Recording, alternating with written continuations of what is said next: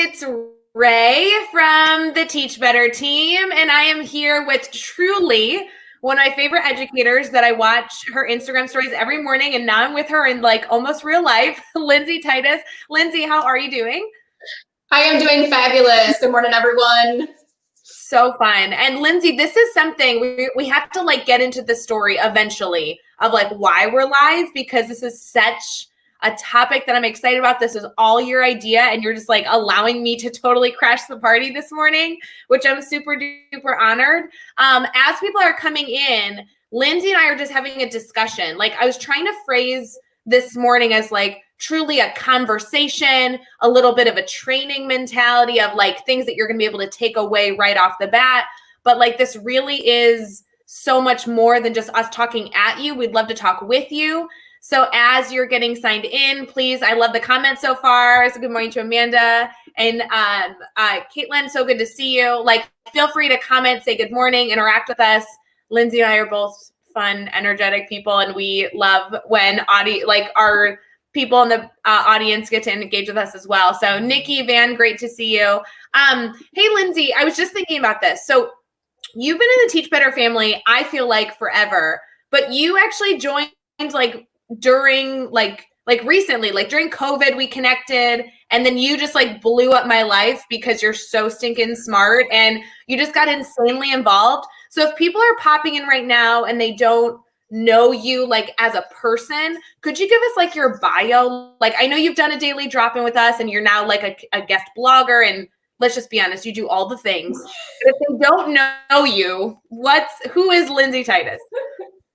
Yes, absolutely. So, yeah, it's like, where do you even start? I love those questions, but at the same time, it's like, where do you start? So I often start work. Work comes to mind first because we live that. That is what I do all day. So during the school year, in all honesty, during the whole year, I am a behavior specialist for a local school district here in Rochester, New York, Western New York. And so what does that look like? That looks like me going across 10 buildings, kindergarten through 12th grade, through seniors, working on anything related to behavior, which is really cool, but also it's a lot because there's so many things that come into behavior. So, but how I got there, started out in the classroom, started out as a special education teacher, then went and became a board certified behavior analyst, and really just loved behavior. So when I was coming home each night, I wasn't thinking about the academics. I wasn't thinking about the content. I was thinking about, ooh, that behavior is impacting his or her ability to get to the content, and what's going on, and why is this happening, and oh my goodness, and my brain was just kept getting bigger and bigger with I need to learn more. So I really kind of went more into behavior specialist consultation, and I realized through that journey that I had a whole lot of work on myself to do. So I kept trying to find the perfect strategy, the perfect thing out there that was going to work. And in all honesty, it's not out there. It was already in here. I just didn't know it. I didn't know that I was the missing tool in my toolbox, if you so to speak, right? So we always talk as educators, fill your toolbox, fill your toolbox. But if you aren't the first thing in your toolbox, everything is going to feel overwhelming because we're living in action mode only. And it took me a long time to get there. But once I got there, I was like, man, we were just chatting before coming on that it really does get to be easy. And part of things being easy is knowing this connection between mindset, language, and action. And I didn't know mindset and language, how important they were for such a long time. Once I did, Define University was born. So part of my other passion is coaching educators to define who you are as an educator. So I love to say you put the you in educator. And if you don't know who that is, we're going to feel like we're chasing something that always just feels just out of reach. And so instead, I'm going to bring it not only into reach with you, but you're going to own it.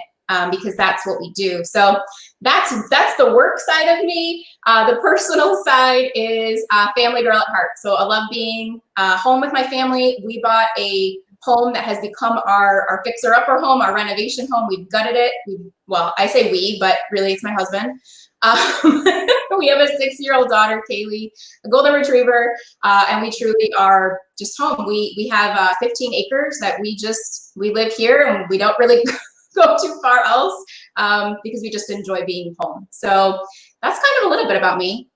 Oh, that's perfect because truly, Lindsay, I know I'm not trying to be a stalker, so I'm trying to like behave myself right now, but like you share tidbits like this all the time. I don't know I don't know where they come from, but truly every single morning, like I just get fueled with like little nuggets of information from you. And I love that because I really need to surround myself with educators that challenge me, that have a different perspective that they speak from. Your background education is so interesting to me. And one of the first times I feel like we truly interacted was during a daily drop-in. And for those of you who know, we went live every single morning, Monday through Friday, from like the middle of March till the end of the school year. And the whole goal was to like be there to facilitate conversation, to help educators. And it was so fascinating because when you came on, people refer to your daily drop-in all the stinking time because there were so many like tangible takeaways and also elements that really made you question like your entire life.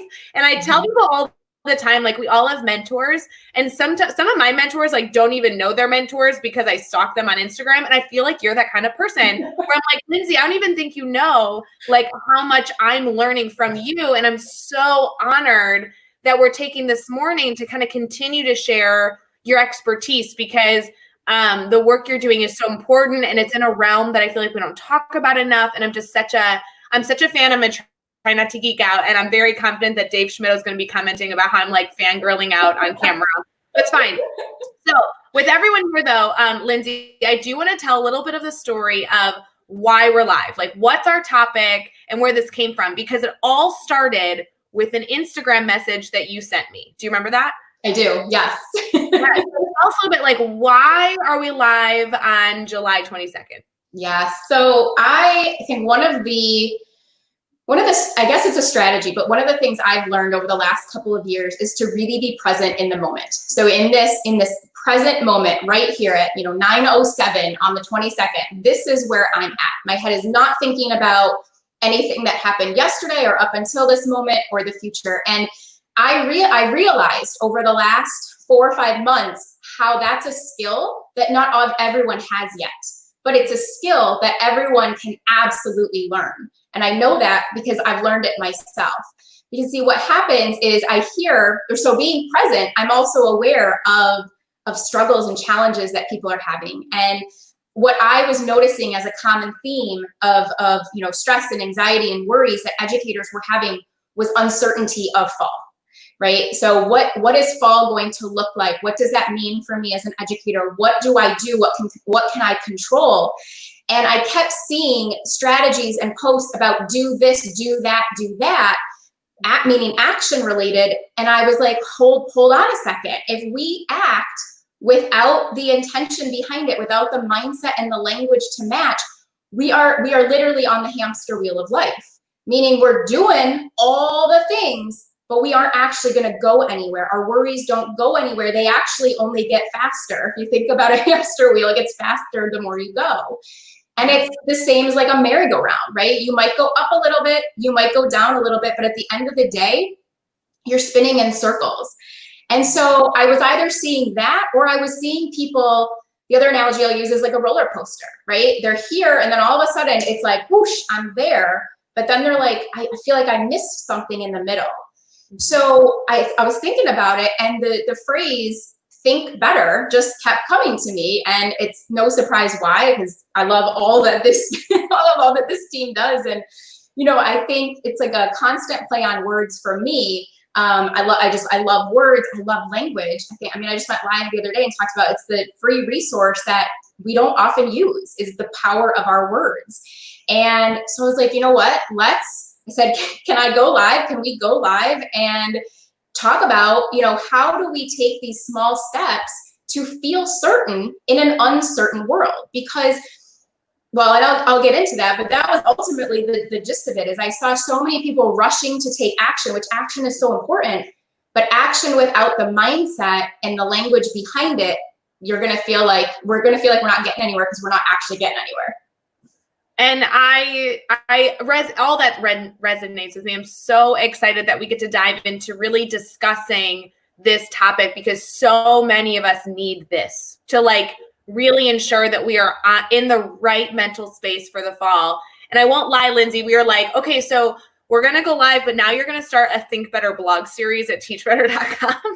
Because guys, we have all these blog series, right? Like you guys know, you go to teachbetter.com/blogs, and there's so many blogs there. And we have these incredible authors. We have like the Reflect Better and the Think Happier and, or I'm sorry, the Teach Happier blog series and all this stuff. I'm like, Think Better needs to be a monthly blog series. So we're committing you to that, Lindsay, whether you are or not, because we all need to be challenged. And once a month is perfect, like challenged to think a little bit better, just like we choose to grow a little bit every single day, right? The Teach Better mindset of better today than we were yesterday and better tomorrow than we were today. And everyone's better looks different, and that's okay. Mm-hmm.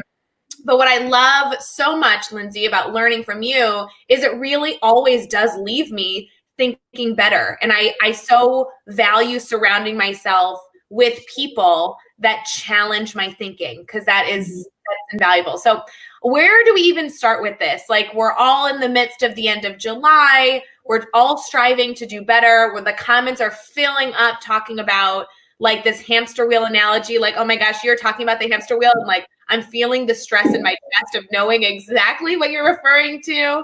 Like, where do we start this morning trying to help us all leave our session today thinking better? Yeah. So, all right. So let's dive into this a little bit. So the first thing I want to say is, if you're on the hamster wheel, that is totally okay. But you also get to choose to step off the hamster wheel.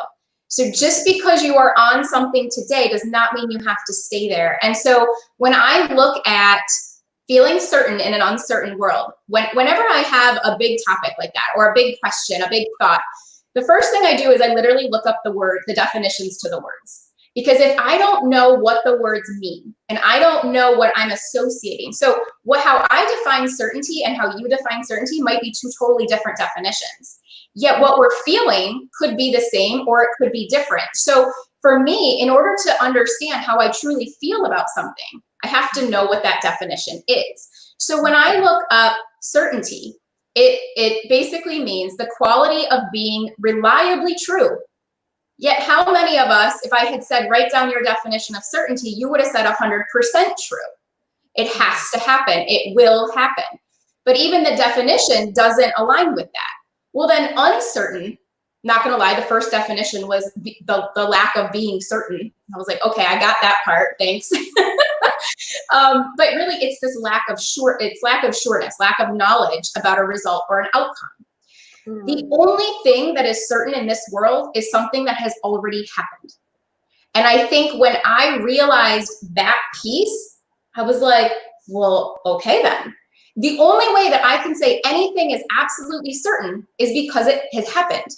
I don't know anything from, it's 9:13, so 9:14 on is all uncertain in my world. I could make guesses, I could make judgments, I could make assumptions, but at the end of the day, I only know what's certain is behind me. So I use this then because certain is something I've already experienced. Well, the thing that then pops into mind is that what we actually want then? Do we truly want certainty? Because to me, full certainty is Groundhog's Day. Full certainty is living the same life over and over and over again. And I'm pretty confident to say, if you're a part of the Teach Better team, that's not what we're about. We're about growth. We're about owning uncertainty, because we know from uncertainty comes creativity. I will say uncertainty is your catalyst for creativity. Because if things were certain, we don't need to do something different. We don't need to be creative because we already know. So when I look ahead to uncertainty, it's now a standard that I've set for my life, that I live for uncertainty. Because if things are certain, I'm not growing. And I know as an educator, that is my be all end all, is I want to continue to grow both personally and professionally, which is why I believe so much that it's who you are inside and outside of the classroom that defines who you are, not just by one role that you might serve. Lindsay, I have to tell you, I go live frequently and I like being live. I'm comfortable being live. I'm comfortable being on camera. I am always so uncomfortable being on camera with you, because I just feel like I'm going like this the whole time, like, boo, like the whole time I'm like, I don't even know where she's going, and I'm going to learn so much, and I'm just trying to soak it all in. And I mean that as the nicest compliment ever, because there's like 15 mic drops in what you just shared, and people in the comments are eating it up. And to be honest, and Jeff Gargas is going to be critical. He's going to be like, Ray, don't forget to share the comments on the screen because we really want to engage with our network. But I can't share the comments and listen to you and absorb everything you're saying at once. So I just want you all to know, we see your comments streaming in. I just can't click on them because I'm thinking better. Okay. I'm sorry. Yeah. Truly. Like like every single piece that you shared is so, we kind of talked about this again, it's coming up before we went live, but it's idea of simplicity, right? Like everything you said was so easy to understand and yet so important for us to consider. Yeah. I think we naturally make things more complex because we're, I believe it's because we're always inundated with the new thing, the new technology, the new strategy, the new book, the new thing. And not that new is a bad thing, but the only reason that something's new is because we haven't done it before. So what makes something new came out of uncertainty. Somebody had a situation they weren't sure of, so they solved their problem by creating or doing, this quote unquote new thing. But what happens then is that our brain is always thinking, well, I need something more. I need something more. I need something more. And I did that for years. And that led to burnout. It led to frustration. It led to me like literally, searching what can I do with an education degree? Because I was so stuck in, well, I'd gone to school for all these years and I needed to do something with it. And that's where, when you're using language like that, I should, that's what I call should know. And we're doing things because of somebody else, not because it's what we want. And I believe we all know within us right now what we want. But what happens is we get inundated with all this information in the outside world that we let the outside world create who we are. And my goal for every educator is to literally like break down that wall and realize the thoughts we have create the world we're living in. The inner thoughts create our outer reality. It's not the other way around, but we often think that because that's what we've lived for so long, right? So just to keep going, because I'm like, well, yes, keep going, but I feel like I have so many elements of like one thing that's showing up in the comments so much. And by the way, people are making fun of me because I'm like thinking and they're like, right, your face is so funny right now and I'm super sorry. But one of the things I really loved is like embracing that uncertainty. And I want to go back to like some tangible ways that we can do that, but keep going, girl. We'll absolutely get there. I absolutely will. I think one of the things that keeps coming to me is that, we want to reach the whole child, right? That's a current, I don't even call it a buzzword, but that is the current mission of education, right? At least for me, that's what I believe. But I believe in order to reach a whole child, you've got to be a whole adult. So it's whole adults reach whole children or the whole child. Because if I don't know who I am inside and outside of the classroom, then I quickly fall into what I call should go. I quickly fall into, well, this is what I should do. This is a belief that I have. And I think what happens is we find ourselves in uncertainty because we're living into a belief that doesn't actually secure with who we are. So I don't know that it's actually uncertainty that fears us. I think it's something bigger than that. I think it's safety. I think it's trust. I think it's, how do I take a risk? How do I show authenticity? How do I show vulnerability? Because the uncertainty part, I actually think is the easy part. Realizing uncertainty is my catalyst for creativity. How many educators want to be more creative? I know I did when I was in the classroom. So now if I can break down that belief of, oh, I actually don't want certainty because that's Groundhog's Day and that's boring. And I don't want to be. I want to keep moving, into my new levels, my uncomfortable levels.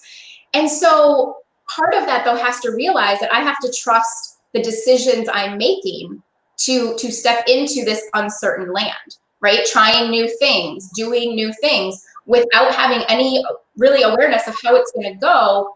How open am I to doing that? Well, and so to trust the decisions you're making, right? To decide to move into an uncomfortable space for the risk of achieving greatness, right? What are some easy, simple supports I can put in place that don't necessarily make my challenging choice a certainty, right? It's still taking a risk, but it also gives me like some sort of comfort that me trying something new is going to result in it won't be horrible, right? It's like an okay thing. Do you have any things that I should be putting in my life to like make those decisions a little bit easier, like some comfort with them? Yeah. So the one that I do, so I think a lot of people are familiar with things like a joy list or a results list. So I don't know if people are familiar, but basically, right, like we often forget to do things that are joyful, right? Because we're go, go, go, do all the things.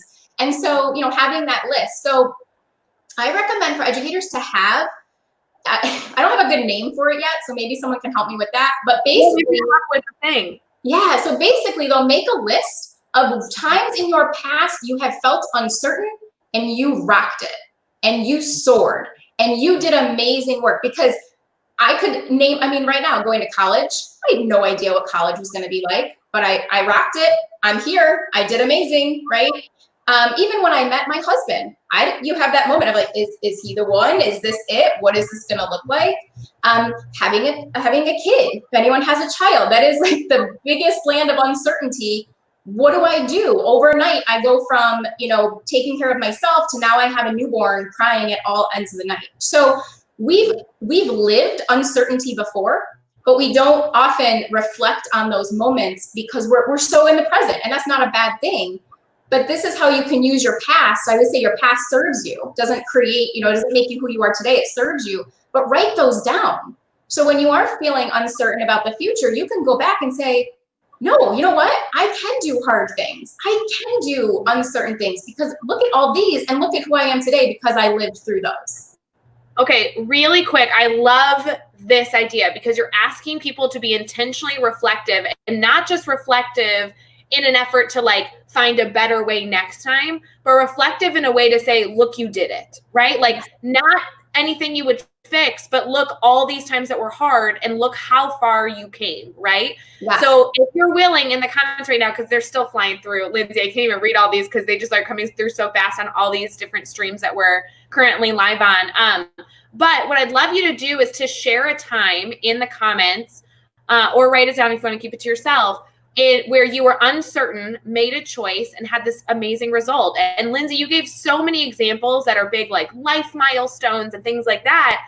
But I even think there's some really, really tiny eensy-weensy things that did result in just some beautiful positives. And so I would love to see some of those come through where people can share their stories of a reflection of life, of what was a time that I was uncertain, that I still chose to try something and take the risk and move forward, that came with a wonderful result that I can celebrate to say, hey, remember that one time you were uncomfortable and everything was wonderful? That should give you, that should fuel you. I love what you said, that should serve you to then do it again. And that's so incredible. Yes.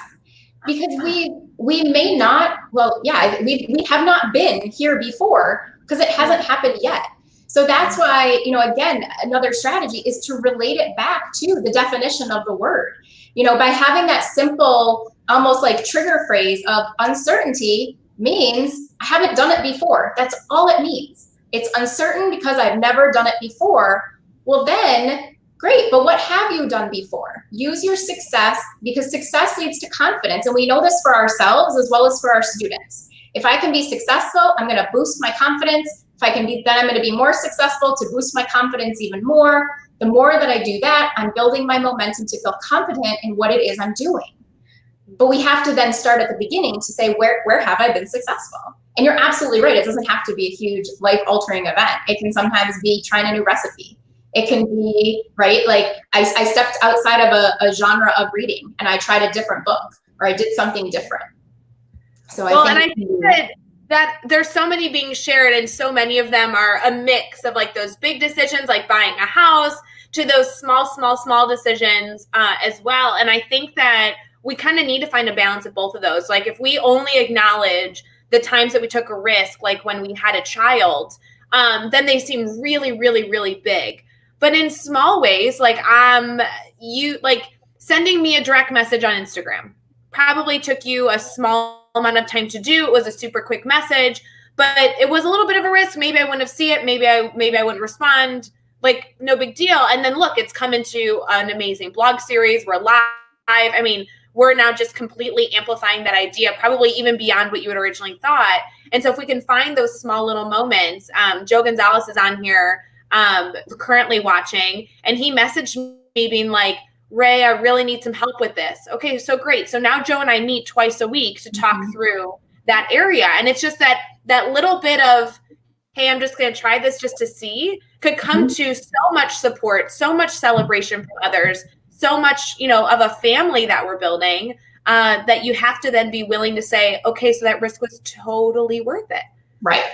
I think it's recognizing that, what I would call like a big result, right? A big thing that happens only happened because you took small risks along the way. And that's why, I believe so much in celebrations, and people will say, well, I don't have anything to celebrate today. And I'm like, did you get dressed? Did you brush your hair? Did you eat food? Did you drink some water? Did you smile? And they're like, well, yeah, but I said, there's no buts. It's, yeah, I did those things, because when you learn to celebrate every single thing you do, you recognize that any decision you make, and I'm talking what you decide for dinner or what you decide for your career field, doesn't matter. Any decision is better than no decision at all. You can't get it wrong, because when you're making decisions based on who you are, what your values are, what your standards are, there's no right or wrong. And I think we quickly can fall into that all or nothing kind of trap. And, for me, it's the only thing that, I don't even like the word wrong, but the only thing that's wrong is if we stay exactly where we're at, which, if we go back to the topic of this conversation, is certainty. If I'm where I'm at, I'm living in a certain world. And then we know that's not fun, though. That's honestly boring. But it takes this is why I think mindset and language is so important. So if I don't understand this stuff, if I can't think better about it, then I'm just going to keep trying to find the next best thing. And the next best thing might not be the next best thing for me, but I won't know that if I haven't reflected on who I am and have that self-awareness for where I'm trying to get to. Lindsay, I've loved everything you've shared so far. There's so many people that are sharing their successes, sharing a time that they took a risk. They're talking about how much they're connecting with this embracing uncertainty concept and everything in between. If we could directly relate this to the fall, like not to be completely black and white, but if we were like, okay, let's talk about August and September. There's a lot of uncertainty. And I think a lot of teachers listening are like, great. So what you're telling me, Lindsay, is I need to embrace uncertainty. I need to just be excited for August, even though I know that it's going to change 15,000 times before I actually get to meet my students. What would be like your biggest tip that directly correlates with like our uncertain times coming this fall that might put a teacher at ease, or that might challenge a teacher to think better? Yeah. So, and the one thing you will learn from me, if you haven't already, is I am all about reflection over resources. So I don't believe it's something you have to go find. I believe it's something we reflect from within. So here are two things that just came to mind. So first is have paper and pencil with you at all times, because once you start this process, once you start to think better, you can't stop. Your brain does not turn off. And the best thing we can do is get out of our own minds. We've heard that before, get out of our head. And by getting out of our head and literally just writing it on paper can sometimes make all the difference. So what I want you to focus on, though, is what those thoughts are. So if you are thinking, what if this happens in the fall? What if I can't do this? What if this happens? I want you to realize that that's just a worry about something that you're uncertain about. So bring it to the present day, and instead of what if, write what is, and focus on what is possible today. What is something you can do today that's going to then lead to tomorrow? Because what often happens is those what ifs are honestly, they're beliefs that we have. And to me, in working with a lot of educators, the belief that keeps coming up about where I'm at is that safety piece is the first one. But then the second is something basically like, can I still be an effective teacher if I'm not in a classroom, if I'm not in a physical location? And to me, that's a belief, because if my belief is I believe I have to be in a classroom to be an effective teacher, I would ask myself, is that absolutely true? Like, with all of your heart, do you believe that to be true? Most people, I found have said no. Yeah. Does everybody believe that to be true? Right? Does every educator in the world believe I have to be in a classroom? No. And the last one is the most important. Does it serve me to believe that? And it doesn't. So then we get to rewrite that belief in the moment to say, I'm a fantastic educator no matter where I am. Location does not define who I am as an educator. I went into education to reach children and give children a voice, and I am going to make that happen this fall. So it's taking those thoughts and rewriting them through that reflective component of what can I do, and essentially then what I can't, but I want you to focus on what you can. So the first is to keep that reflective outlet open and change your what ifs to what is and bring it back to this moment. The second thing is emotions are heavy. Emotions are heavy right now. Being scared and fearful, that is a real feeling you are feeling right now. Recognize that feeling, and instead of falling into shouldville, well, I shouldn't feel that way. You absolutely can feel that way. That's your emotion. But the thing I learned about emotions is they are meant to be felt. I think of emotions as energy in motion. So feel them.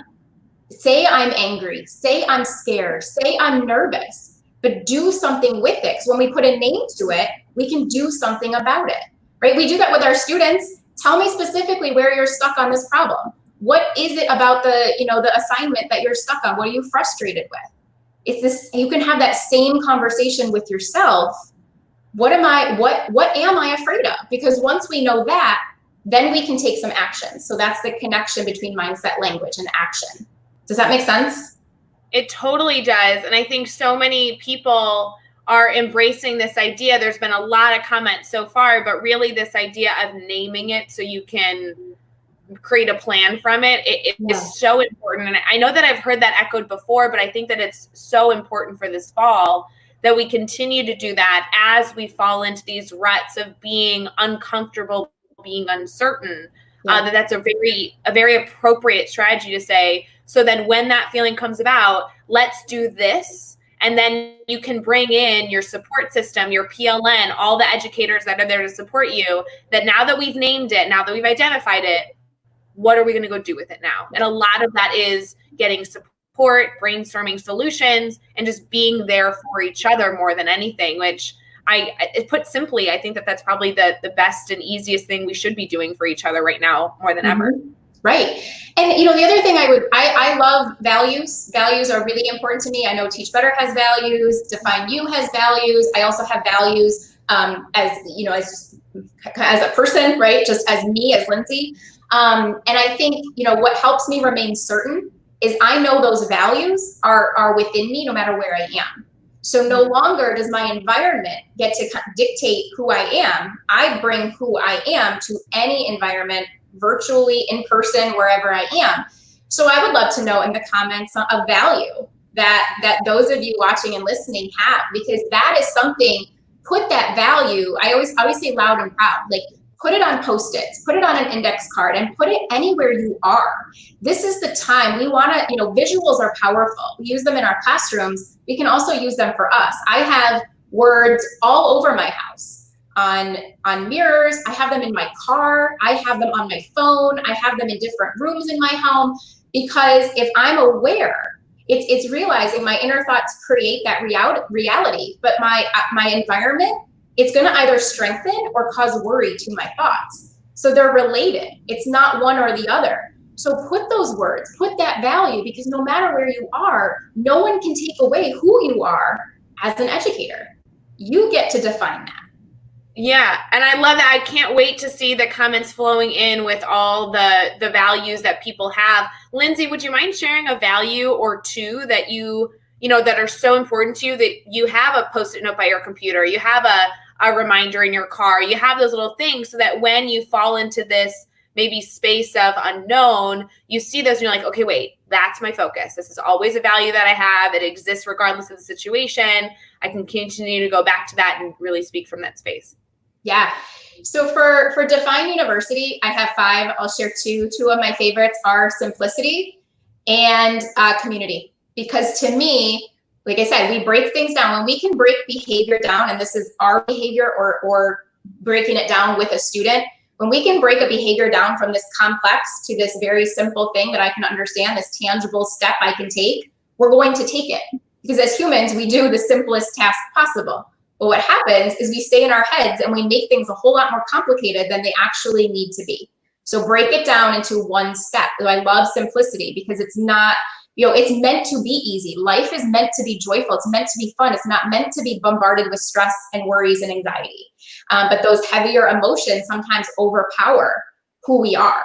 So simplicity, and then community. I lived for a really long time. Like you mentioned, I really kind of joined the team here in I don't even know, March, April, May. Yeah, not that long ago, because I was afraid. I was afraid not to reach out to this team specifically, but I really had in my head, like, well, again, I should be able to do this. I should be able to figure this out. I should know what I'm doing. I've been in the field 15 years. Of course I should know. And I lived in Shouldville. So having a community that trusts, and isn't just going to be, it's what I love too, is create a community that's both people that are going to cheer you on, but also people that are going to coach you up. You need both, right? You need both in your life. You can't just have people that are always ahead of you, or you're going to be like, am I ever going to get there?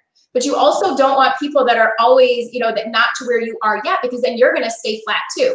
It's having that mixture of cheerleaders and coaches and people that are outside of your scope so you can keep learning. That's why I love behavior. Because I connect with instructional coaches, I connect with teachers, I connect with admin, because my role, I work with everybody. I work with bus drivers, I work with lunch monitors, I work with paraprofessionals, because behavior is anywhere we are. So that's really, I love that piece. So a personal value though is, well, I already mentioned it gets to be easy. So kind of like this complex, like of stop making things complicated. And it only goes up from here. So it only gets to get better. So every day I live, today, I live today, I learn today, and I'm going to grow today into tomorrow. And it only gets to go up. There's no more going back, because you can't go back. We bounce forward, we move forward, we build our momentum forward. And so for me, when I'm in this, oh my goodness, what is fall going to look like? And trust me, I have those fears too. My biggest thought right now, New York, we're doing actually pretty good with our number, good for comparison's sake. My concern is, I work and my daughter goes to different districts. So logistically, what does that look like? If we're hybrid, what does that look like? And my brain could go there. It has, but I quickly say, okay, so that's a what if. What if we are on different schedules? I can't control that right now. What I can control is what is. So what is I can show up live here today. What is I can spend time with her. What is I can write my thoughts out and reflect on what's the real fear here. What's the real fear? It's not really that we're on opposite schedules. It's how do I make it work? Is she going to be safe at school while I'm safe at home? What does this say about me being a mom if I have her go to school and I go to work? Those are the real fears. It has nothing to do with scheduling, but that's what comes first. So this is kind of the process, how you can take that value and it really becomes self-reflection on who you are. Because if you're aware, you can then take action. And that's where we talk about alignment. Yeah. And I think it's so important because, and I'm just saying in a different way, a lot of the training that we've done in courses at Teach Better Academy, things like that, a lot of the elements of I share with coaches that are coaching teachers is that you always have to work to speak to the issue. And that's a term from business and blah, blah, blah. But the whole point is like, it's exactly the same model of an educator can come to you and say, I can't do this because, and really their fear that if is really rooted in something completely different than what they're actually saying they can't do or what they're fearful of or whatever. And you really need to work to kind of dive deep down and say, is this actually what you're concerned about? Or can we find the root of where this fear is coming from, the issue this fear is coming from, and work on that, because then everything else is going to percolate through. And so I think that so quickly and so easily relates to every educator that's listening now who wants to find the solutions to things that don't have solutions yet. And so if we can only really focus on what's the issue, then we can speak to it, we can name it, and we can work together to process through it day by day by being extremely present, which I love, Lindsay. You've shared so much insight with that. I know that people, you're really challenging our thinking today, and that's what we needed. We talk about like cheerleaders and coaches, and I won't lie, Lindsay, I feel like you're both for a lot of people on the team. Like the Teach Better team, I think is filled with people who love to be cheerleaders, but also love to be coaches. And you fit that meld so much because every time we talk, you are challenging my mindset, you're challenging my thinking. But then also I know that when I reach out to you or share something, you're also like, yay, Ray, keep going, and that is so beautiful. And so the more people we can find that do that for us, the more successful we're going to be, which is exactly aligned with what you shared earlier.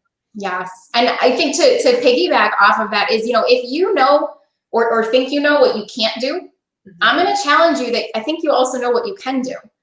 We just happen to focus on what we can't do because our brains naturally are wired for survival mode. We've heard, we know that for thousands, millions of years, our ancestors, it was survival. So we live, fear was actually a survival tactic. Well, now it's really, is it fear because of a fear of an unknown, or is it true fear? And if it's true fear, that's a whole totally different conversation. It's not what we're talking about today. But we're talking about this fear of the unknown, and how do I make that more known? We reflect, we write down what our thoughts are, we understand what the true belief is, and recognize that our beliefs stem from childhood. So this is not something that, is just, well, I thought of it last week. This is some bigger things, bigger than that. One for me, a belief for me was always perfection. I have to do things perfectly. If I don't get 100, and it still creeps up. It still creeps in. I mean, you talk about, like, you guys are fans of mine, and I am learning so much from all of you right now with the whole standards-based grading and things, because I even find myself, so I'm in classes right now, and I'm just going to throw it out there. I'm still like, oh, how many points is this worth? Well, so, and I know that's not right? Like, I know it's not serving me, but it's because I have this belief from childhood that good grades define who I am. That, so even me who does this daily, that's why this work is never done, which for some can be scary, but for me, it's like, yes, what am I going to learn today?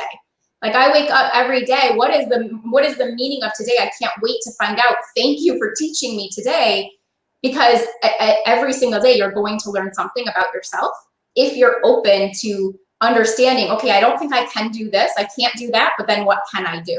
Because either one is right. It's just, we know that where our focus is every day, right? I love that shift of, rather than identifying what you can't do, if you're going to claim you know that, then we need to start thinking about what we can do. And I think that's actionable, right? That's something that, like, right now you can say, I feel like I can't do this. And so you're already naming it as like, oh, not sure. Right. But then, great. So if I know that, and that's the bubble, then what's outside of that I can easily be like, but I can do that. And I totally feel comfortable and can take that risk. And I have the support systems to do these things. That's a huge asset for what we're going through right now in education and throughout the world. Right. And do that for fall, right? So if I think some people are now knowing, I keep seeing from a bunch, you're going to be virtual. So, okay, so the first things that come to mind are, great, I can't do that activity. I can't do that. I can't do that. So, okay, but don't stop there. Write those down. And then what can you do? So I think it's not about recreating. When things become uncertain, it's not about recreating the wheel. It's not about doing all new things, because that's going to lead to overwhelm. That's going to lead to all the thoughts. And so instead, what do you typically do? And then how do you shift that to a virtual lens? Or how do you shift that? And sometimes if it's not an easy, I can't think of an example, but if it's not an easy swap, why did you do that? Go to the why, right? Go to the purpose. Why did you do that activity? Because it's probably, my guess is you love it. It connects with your students. You feel confident in it. Great. So find an activity you love. You're going to connect with your students and you're confident in doing, and do that instead. There's so many things we do in the classroom we can shift. And if you're not comfortable with it, that's exactly what we're talking about here. Use that, like, uncomfortableness, whatever the word is, to become that catalyst for creativity. So that's why I love this work, because we've talked about a lot of things, but at the end of the day, they all come back to the mindset you hold, the thoughts you have, and the words you use to describe it, to talk about it. And at the end of the day, the one thing I always have with me is my mind and my words, right? I don't always have the tool, the tangible tool. I don't always have, and I see that in classrooms. Well, I don't have the token board. I lost this. I can't find that. I'm like, but you got your mind and you got your words, and you can do things. We just have to remain present enough in the moment to realize, where do I need to shift? What do I need to do? And so I think we can do that for fall too. Start small, start simple, and keep it strategic. The strategy is keep it about you. Who are you? Highlight who you are as an educator, because when you live into, remember, that whole adult, you're going to reach the whole child. I believe that to be true. Lindsay, you've shared So many nuggets of information. The comments, while they've been consistent the whole time through, the most consistent comment that's caught my eye from the beginning is, I need to listen to this again. And like right now we're live, but when this is just a recording and becomes like a bonus episode of Teach Better Talk podcast or whatever, people are going to be going through, just like we teach our students to pause, rewind, fast forward, and continue to get this nuggets of information. I do want to make sure, Lindsay, though, that people don't just stop here, right? So we just listened, you just learned for 45 minutes, and you can take all that in and you can use this to fuel your day. And I love it. I love it. I love it. But then tomorrow or next week, when all the uncertainty begins to bog you down and you can't find that same empowerment that you may have gotten from Lindsay this morning, what are you going to go do about it? And I really would love, Lindsay, if you could share. I know you share so many resources to educators, but where can people connect with you? Where can they continue to consume your content? Obviously, there's been a few videos with the Teach Better team, but you have so much you're doing outside of even just our network here. Where can they find you to continue to soak up this goodness? Because what I'd like for them to do, Lindsay, is to put it in their daily routine, to like pop in with Lindsay, learn a little bit, continue to get some food for thought. Like I have people I do that with every morning, and they set me in the right direction for the rest of the day. And you are just amazing, one of those people. So would you mind sharing a little bit of information on that? Absolutely. And I think that's so true. I think everything you just said is so true. We have to prepare for tomorrow. So we live today, but we have to get ready for tomorrow, because right now, as you're soaking this in, it's like, yes, I can do it. But this is where your focus is. So when life takes over tomorrow, an hour from now, a day from now, a week from now, how are you going to hold yourself accountable? Because that's what I do as a coach. It's not me telling you what to do. And I don't believe anyone should ever tell you what to do, because it's your life. But it's having that accountability where someone to say, I did it yesterday with an educator. She was talking about what she had to do. I have to do, she posted something, I have to do this. And I messaged right back and I said, change that lingo. You're choosing to do this because of the end result. Change your words. She was like, you're so right. And we had an amazing conversation. So yes, I love that. So please reach out. So Facebook here, it's just, you can search for me, Lindsay Titus. Instagram is a little different. It's lindsay.titus828. And then Twitter, I have not like made them all the same yet, but Twitter is ltitus828. I will say all of the info about kind of Define University and things I offer, what I do, is on my website, which is defineuniversity.com. So YOU University. You'll find links to the podcast. There's freebies every week, services, all good stuff. So I think those are the main ways. But Instagram is where I most am, but I'm also trying to be more present on Twitter and Facebook too. So, well, and that's hard, Lindsay, because every single network and platform has their own people, has their own kind of like process. And so you got to start somewhere. So I love that you continue to share so much on Instagram. That's where I consume a lot of your content. And then I know having these other outlets, whether it be slowly creeping into Facebook and Twitter, and obviously the podcast is a massive one. People just need to find their niche where it's simple to connect with you, and then they'll just consume it as they go. And hopefully they continue to not just be consumers, but then also participate in what they're learning and include you in their victories and hurdles and everything in between as we continue to navigate this uncertain time, which I just really appreciate about you. So. Yeah, absolutely. Thank you. I think I created Define You to be a platform. So just like we change things in our classrooms for all teachers, I didn't want one way, right? So if you like to listen, you got, stories or podcasts. If you like to read, honestly, that's kind of where the Teach Better blog, blogging kind of came from. If you want that coaching, that's available too. So I think having different levels. So wherever you're at on your journey, there's definitely some capacity to grow. And I just think it's so important. And I just saw, I don't want to wrap it up. I just saw Van's comment about getting parents to understand, children need to struggle to be challenged in order to grow and learn. And, it's funny, I do this for a living. Obviously, this is what I do as part of my career. And I still have to remind myself with my daughter at home. So it's so that piece. And I think, even looking at that word need, it's how do we have parents understand that their children, what the benefits of those things are. So, again, and I think a lot of that comes from modeling. A lot of that comes from sharing our stories. A lot of that comes from being vulnerable to ask the questions and listen to the feedback and listen to what's being said, not how it's being said. And recognizing that, power struggles, just we'll kind of end with this, power struggles don't happen in private. Power struggles happen because of the impact of an audience, because I don't want to look bad in front of whoever I'm with, and you don't want to look bad in front of you. It's if it's a teacher and a student, it's the teacher doesn't want to look bad in front of the kids, and the kid doesn't want to look bad in front of their peers. If you have that conversation in a private location, you still might have anger, you still might have emotions, but it's not that power struggle, because you're not in it to win it. You're not in it. A power struggle is a competition. So take the competition part out, take the audience apart, and make it about a private connection between you and that person. And it's going to dissipate the power struggle that much quicker. Great suggestion, Lindsay. I love all these tips. I hope you guys all choose to go connect with Lindsay and the amazing insights she continues to share with all educators every day, literally all the time.